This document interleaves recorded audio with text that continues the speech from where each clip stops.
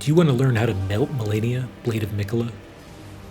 I'll be honest, I didn't know if I could beat Malenia solo when I started this fight. I used Mimic Tier to beat her on my first playthrough, and it was still incredibly challenging. On top of that, she's even stronger in New Game Plus. I'm going to share the build and strategy that I used to win as someone who's not an expert at this game. So if you're someone looking for a reliable way to beat Elden Ring's toughest boss without a summon, hear ye.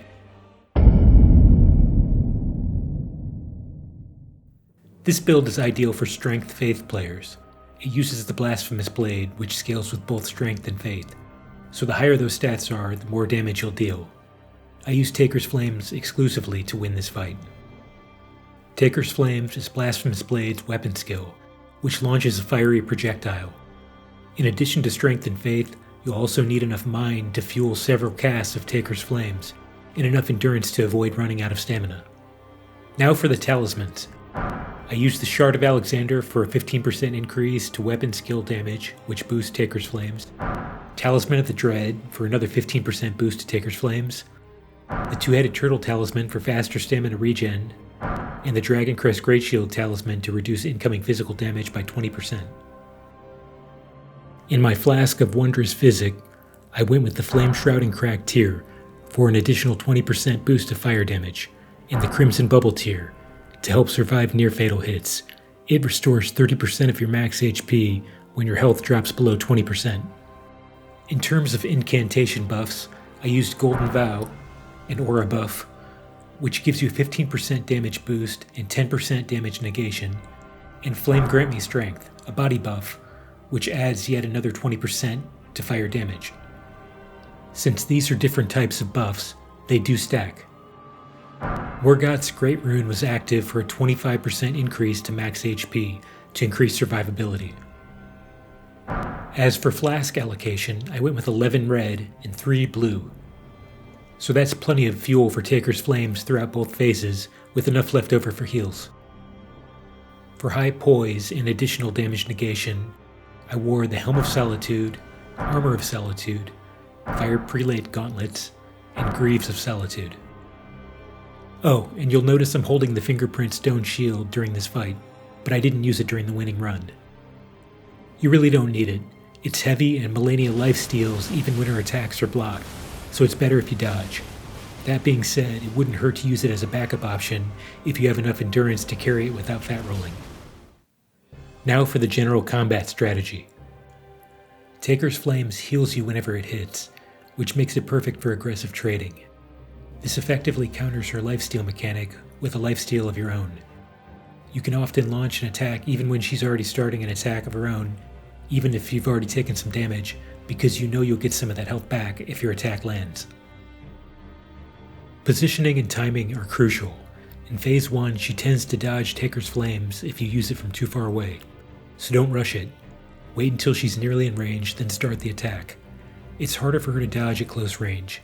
Even at medium range, during my fight, you'll notice she partially dodged some of the attacks, but still took some of the damage. If she whiffs, this is also a great opportunity to get some damage in. There are entire videos dedicated to surviving Malenia's dreaded waterfall dance, so you should check those out if you're having trouble with it. The bottom line is that it's incredibly difficult to dodge perfectly, especially if you're at close range when she starts the attack.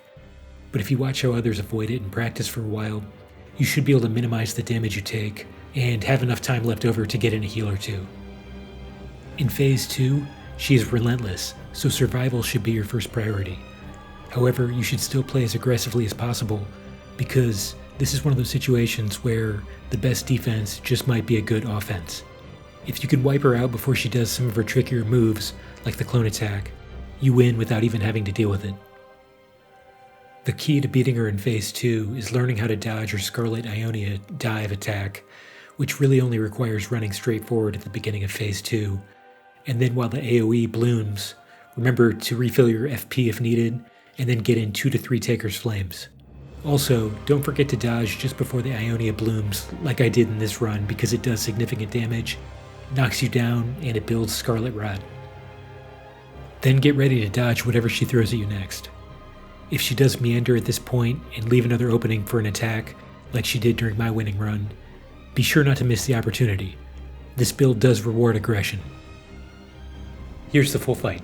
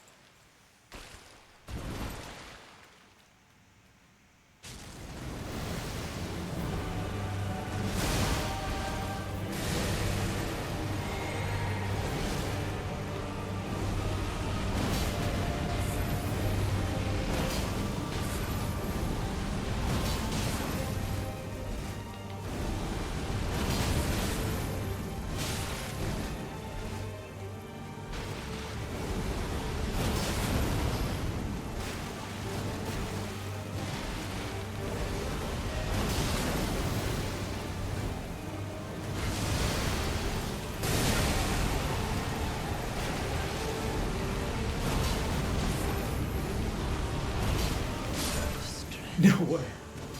Extraordinary. Let's go. The mark of a true lord.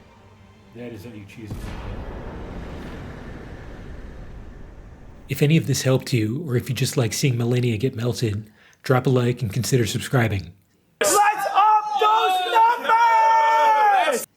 Thanks for watching, and good luck.